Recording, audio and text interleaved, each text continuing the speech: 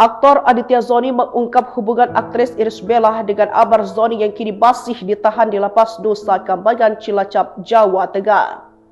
Aditya mengaku komunikasi dengan Amar saat ini memang terbatas, sehingga ia hanya bisa memberikan video-video anak-anak untuk sekedar melepaskan rindunya.